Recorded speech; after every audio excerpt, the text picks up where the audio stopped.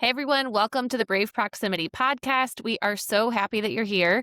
I wanted to jump on and give you this little message because this episode is a little bit different.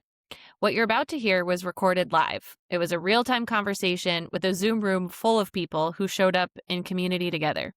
Our guest was Geoff Curtis, who wrote Embracing Your Own Purgatory. And if that title doesn't make you stop, I don't know what will. He has brilliantly captured what happens when we sit quietly in the middle of a big life transition and start asking the deeper question, what actually happens when the work goes away? And that follows is an example of what happens when we take time in community to sit close to the harder questions. What you won't hear on this pod is the very real and raw conversation that happened after our talk with Geoff with the 19 other people on the call. Stories of big life choices, transitions after divorce, feeling scared in this moment of collective change. We dove deep into it all, and we held a space where the group could take a step towards seeing that discomfort differently. Susan and I are so thankful that Geoff and all the participants joined us because that is what this podcast is really all about, community. And I encourage you to check the show notes for a link to Geoff's book and a link to a worksheet that you can use to make your own walk through purgatory a little bit easier. And we would love to see you on our next live community call, so be sure to find our mailing list sign up in the show notes as well. And we hope to see you soon. Enjoy the episode. Welcome to Brave Proximity, the space where leaders and changemakers finally exhale, tell the truth, and get the validation they rarely receive. This is not a how-to podcast. This is not motivational wallpaper or corporate comfort language. Here, the messy, is it just me? Moments become turning points. I'm Marissa Green. I'm Susan Page, and we are futurists and practitioners who have spent decades inside turbulence, helping leaders who care deeply navigate culture, crisis, egos, expectations, and everything in between. We've seen the gap between what leaders and changemakers feel and what they're allowed to say. Brave Proximity is a place to close that gap. Each episode starts with the elephant in the room, often disguised as a pet peeve, and we follow it to the deeper truth underneath. We do not just talk about leadership. We get close to what leadership actually feels like. So, Geoff, besides being the third in line to remind us to record, tell us about yourself. I'm Geoff Curtis, author of Embracing Your Own Purgatory, and currently navigating my way through my own purgatory still. And I think the interesting thing is that I'm learning a heck of a lot about myself and about other people around me. And I think that's been the most fascinating part of this journey so far is the connectivity with other people, the sharing with other people, the conversation with other people. And it's so good to see so many familiar faces on the phone today, people who have either ordered the book, pre-ordered the book, people I haven't seen in a while. It's great to see a lot of people on this conversation. So excited to get started. And thank you for providing the space to have this type of conversation, because I think that's the most important step we can take, is to create the space to have these conversations. Yeah, absolutely. Well, I'm going to dive into it and ask you this question. I was moved that you wrote this book because you didn't have the tools that you needed to navigate this. You've opened up some really new conversations, and I'm going to be honest, like especially with men, and men have said some really powerful things to you about being able to be free, being able to be vulnerable. It happens for women too, like especially women that are living in, and not, I'm not saying this in a bad way at all, but in a man's world where we're kind of acting like we naturally might have emotion, but we're like, no, men are not exhibiting that. So I need to do that. So I guess my first question for you is tell us, like what happens after you lose the piece of you that formed and shaped your identity, which is Well, your job. yeah, inherently, when you lose something, you're always going to feel some sort of emptiness. And I think the experience that happens is going to be different for everyone. But my experience in particular, I had some deep loss, some deep emptiness that I don't know that I necessarily knew I was going to feel until the identity that my professional identity that I previously had gone away. And I think what's interesting about that, you just don't realize how much comfort it actually provides when you're in it. And it's taking me a while to kind of move myself away from that and move myself away from the comfort in the structure, the comfort in just knowing that I always had that piece of my identity to fall back on. So again, it's loss, but it's loss in a different way depending on the situation. For me, it was tough. It was tough. And what's interesting, I'll tell a quick story, and I don't want to veer us too off course because I like to tell a lot of stories. We love it. As soon as I exited my last corporate job, I mean, my wife knew that it was going to hit me, and I kind of brushed her off, and I said, "No, it's not. I'll be totally fine. I will be absolutely fine." And it was one of those situations where she knew because she had gone through it in 2015. She rage quit her job, and I wasn't there to support her because I was still expressing the same patterns that I expressed all the time. I can go find a new job. I always found a new job very quickly. It was very easy for some reason. And so I projected that onto her. Mhm. And she experienced significant loss in her own identity, in her own career. And I wasn't there to support her. So it was her telling me that you're going to feel the same things that I felt eventually.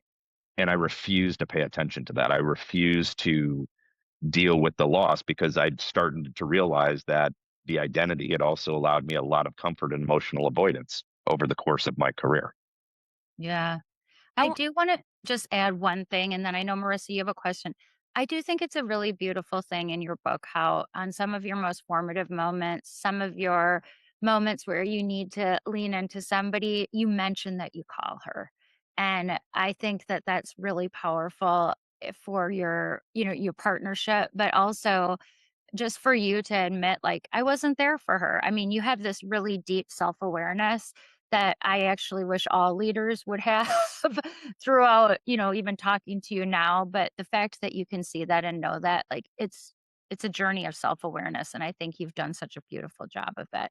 Marissa, I'm sorry, why I oh, cut you off. it's okay. No, we do that all the time. It's all good. I'll just shoot it back around. How long do you think it took for you to notice she was right? And I don't mean she was right, but you were going to go through this process regardless of whether your wife knew it or not. How long did it take for you to realize that your identity and your work were all wrapped up, like once you left your role? Um, it was actually pretty quick because it wasn't that the identity itself was gone. I mean, that was a piece of it. It's what it did for me. Mhm. It provided comfort. It provided the avoidance. It provided different emotional space that I always ran to. And so when I didn't have those places to run to anymore, that work to run to anymore, I that's when I started noticing. Mhm.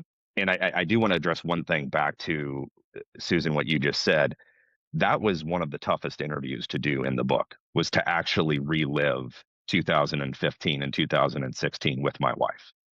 Mhm. And she even asked me, "Are you sure you want to do this?" Because it was a difficult period just overall.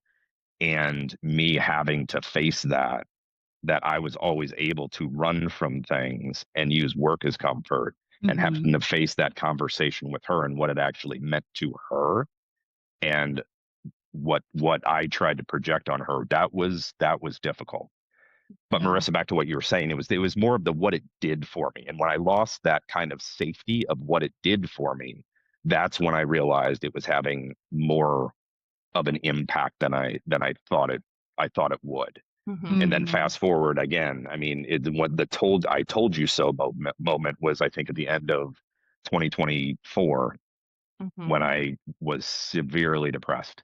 Tried the consulting thing, did a fellowship at the University of Chicago, did a lot of things to keep myself busy, and then was severely depressed at the end of the year. And my wife was, I mean, not in this type of way, but she said, "Yep, Mhm. told you it was going to hit you." Mhm. Mhm. I can really relate to that. I feel like I ran from my last regular full-time position right into running through consulting, right into running through just trying to do it all in a matter of avoiding actually doing what I needed to do for myself. So I Right. really appreciate you naming that. And I know we'll talk a little bit more about it in a minute in terms of there's actually a term for it, which I love and I'm so excited. But I learned a lot of new terms a lot of new reading your terms book, thanks to and Jeff's book. Exactly. yes, and I was like, "So that's what that is. That's what that is. That's who I am. Okay." Mhm. Yeah. Yeah. Yeah.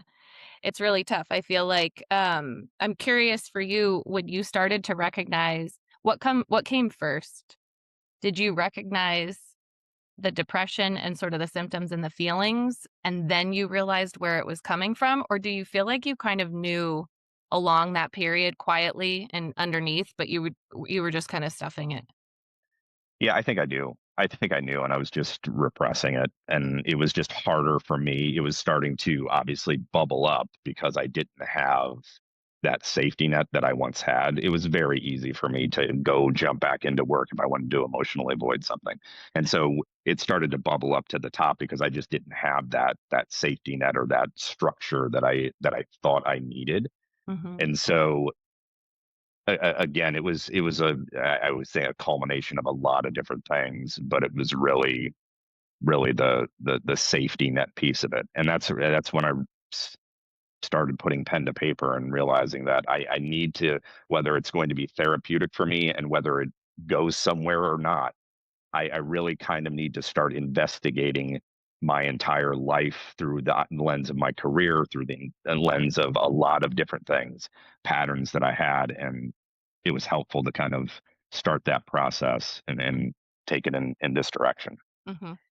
I have a question for you, and I can't remember if I read this or not, but did you have a therapist at the point of navigating this? Did you get a therapist? Like, what? Because, there were times that I navigated things where I didn't go to a therapist. Now I have a therapist. I'm like, how did I even survive? And I'm still learning, you know?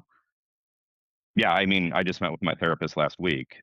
We always meet over breakfast. So Oh, I don't know if I leaned on him enough Mm. during the whole process. I think I had confidence in myself that I could be a little bit self therapeutic through writing and through investigating. He had given me a ton of tools to help yeah. me from a self awareness, self realization standpoint, being introspective, all of those things.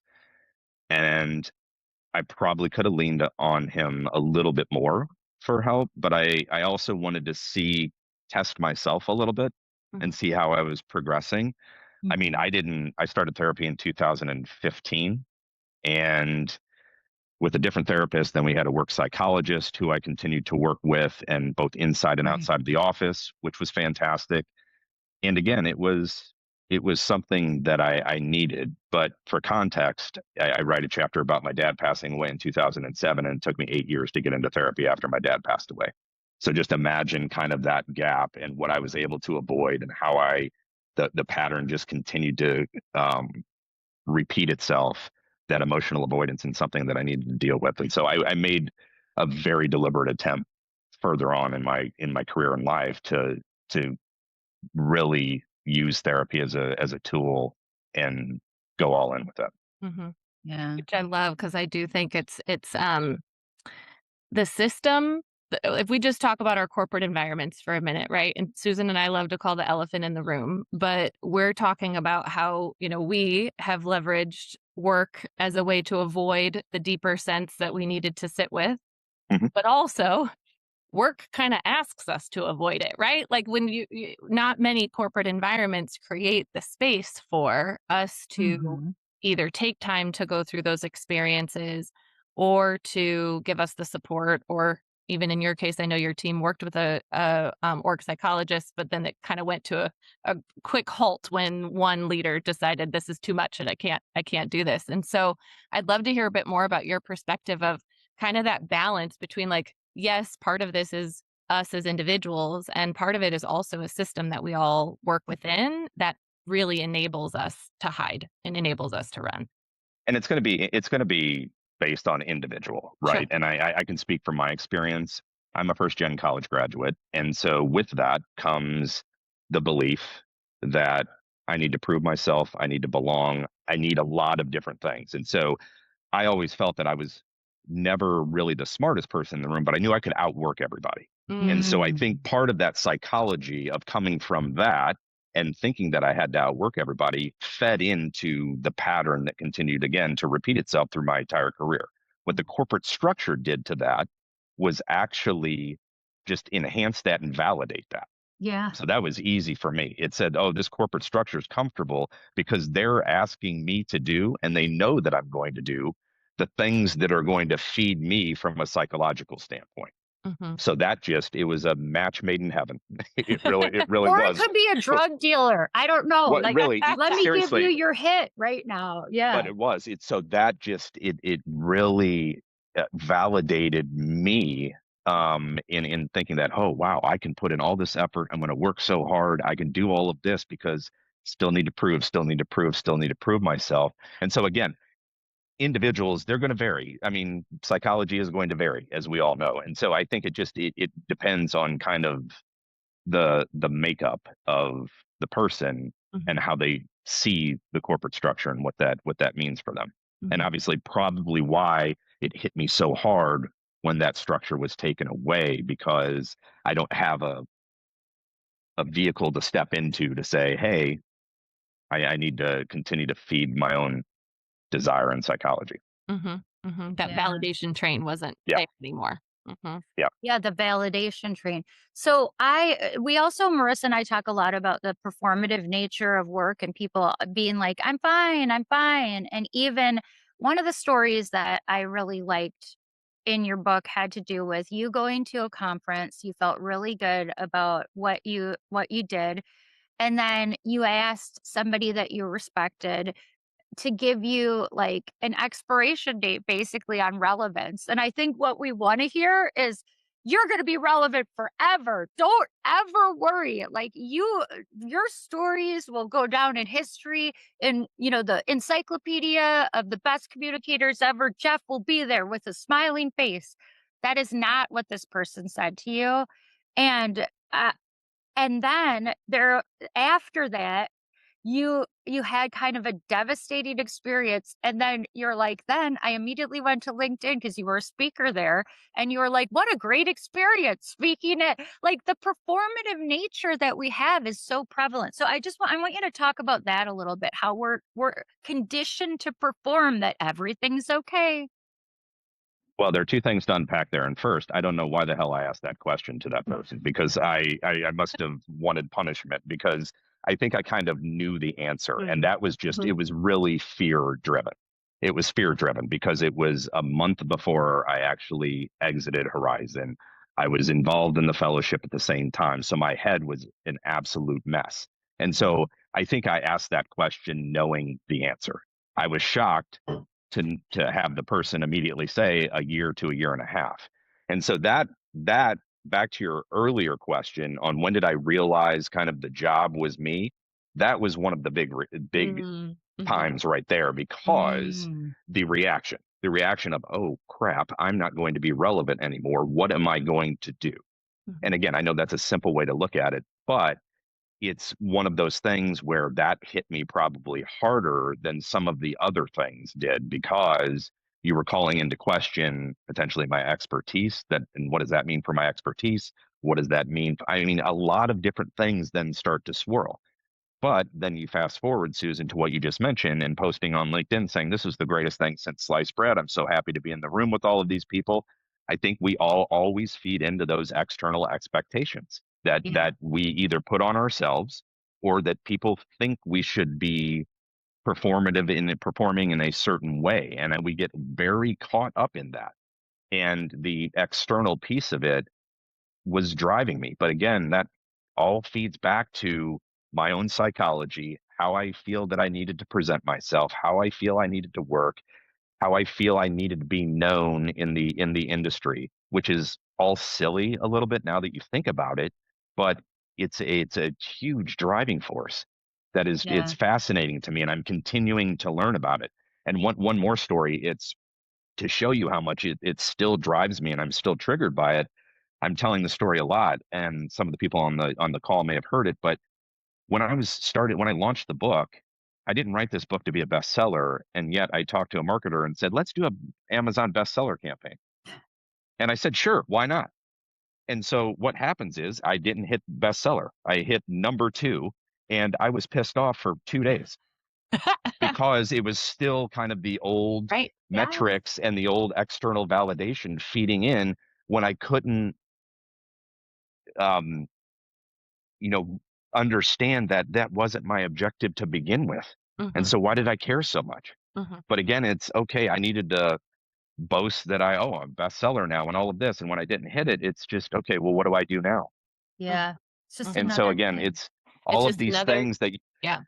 but I think the important piece of that is that, and for everybody on this call, it's kind of being attentive to all of those things, right? It's what triggers you into sending you down an old path that is based on old metrics, that's based on old external validation, and just being attentive to that and understanding how you react to those things. Mhm.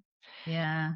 Yeah. Yeah, I love that you're bringing this up so much because I think that this is one of the trickiest cycles that we can fall into, not only when we're trying to like rebuild our identity with work or kind of figure out what our purpose is, but just in everyday life, like being good at something becomes the metric versus, experiencing something or living your life to the fullest. And there's a great chat happening in the chat too, where Millie, I love your points because we kind of get into this. It becomes a cycle not only perpetuated by us, but perpetuated by our conversations with other people. And then it kind of like I had a conversation yesterday with another person who's, launching a great business. And, she was trying to decide how buttoned up did everything have to be before she started talking about it. And then I got off the call and I was like, oh my God, do I need to be more buttoned up about the thing that I'm trying to do? Because she's buttoned up. So then I should probably be buttoned Right. up. And so you start to, and that's where what I love so much about what you are also advocating for in the book, and it is to sit in that discomfort. Don't Yeah. run toward an answer, right? What's right for her might not be right for me. What's right for me may not be right for her, but I have to sit with that discomfort and figure out what's actually right for me. And so same thing goes for all of these metrics and the things that we're saying. To someone, a best-selling book might be the metric. Like that might be the metric. But uh, what I would hope is that if that's their metric, they sat with that and they sat with the discomfort of not achieving it, and they kind of figure out like what the why behind it so that it isn't only the metric that's driving it, which I think is what you're so beautifully teaching people how to do. And it's like sit with and actually get in touch with what matters to you. Well, and I want to make a point too.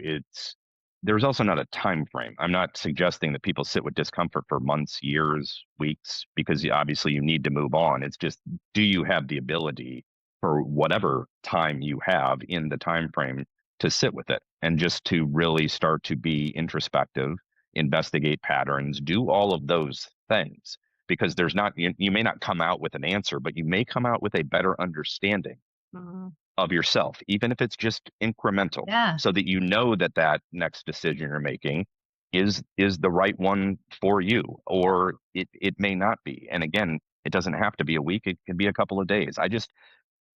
I'm hoping that people just start to make that a little bit more habitual in whatever way they are comfortable in doing it, because Mhm. I'm still learning myself to do Mhm. that.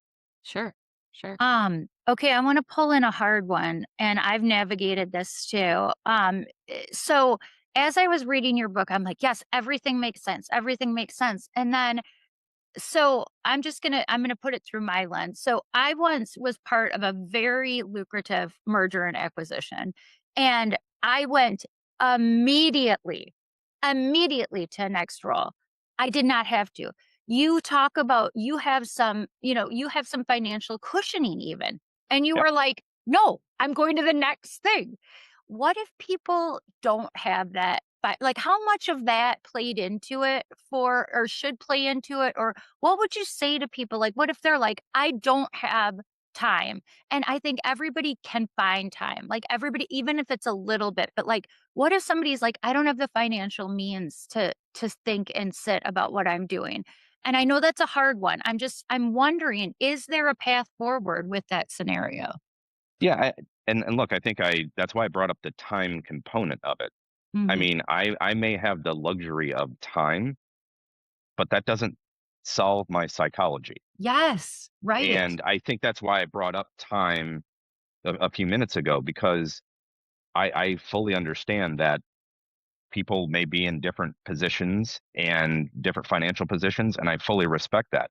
But that doesn't mean that it can't be a day or 2 days sitting with Yeah. discomfort. It doesn't, and that's why I want to make that clear. And that's why I was open about it in the book. Mhm. Yes, I have the flexibility of time, but it's not solving my problems as I'm Yeah. still trying to navigate. And I have a lot of work to do on myself before I decide to make that next move. If that next move is something based on what I used to do or more meaningful or whatever it may be, I need to do a lot of work. And again, you can't Mhm. do all of the work in 2 days or 2 hours, but can we give ourselves at least a little bit of space before we jump to the next thing?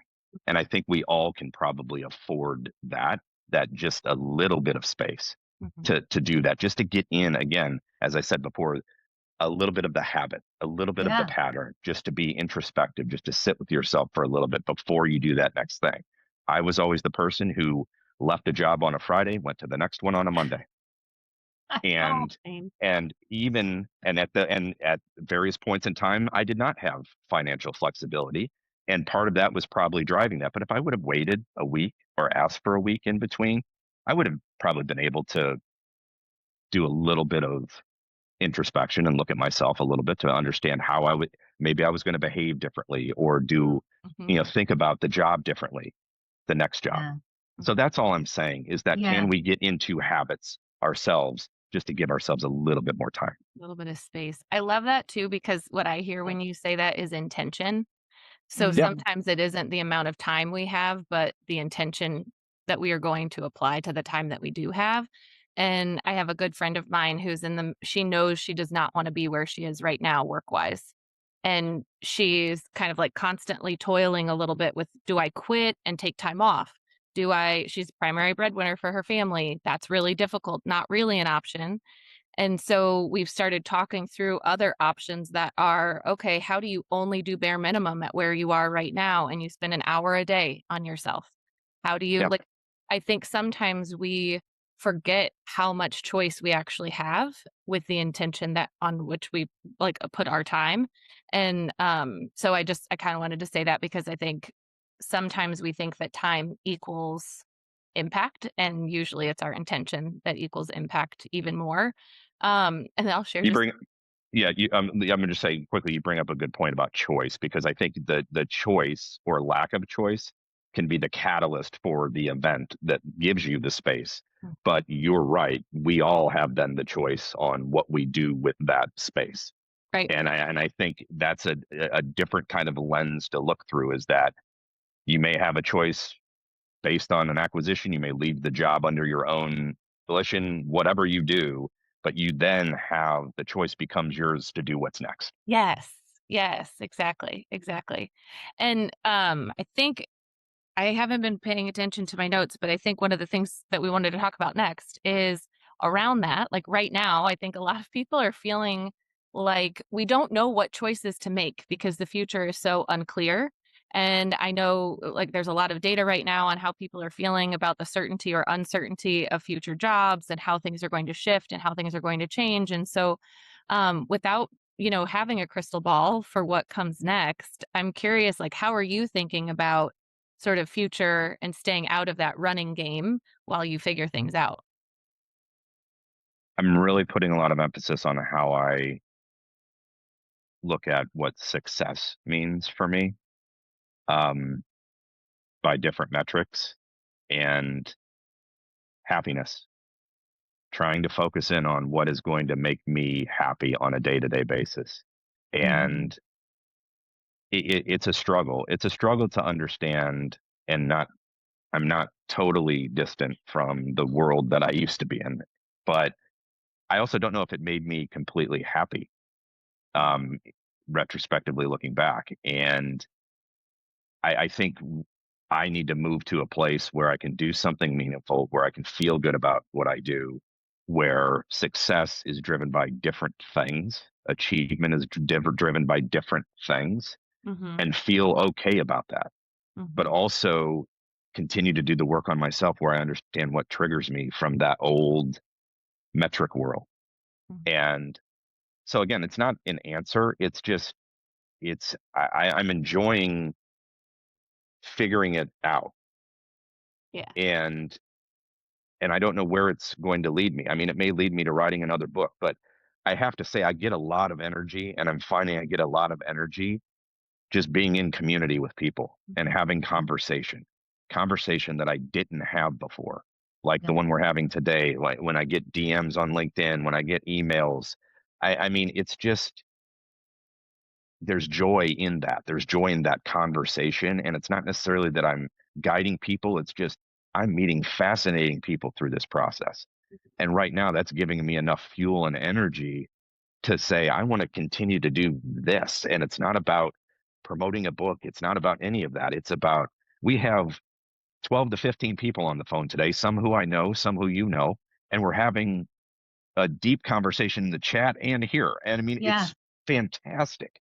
I mean, if looking back 5 years ago and to say that I was going to be having this type of conversation on a Tuesday morning, I would have told you were crazy, but now it just feels so natural and fun.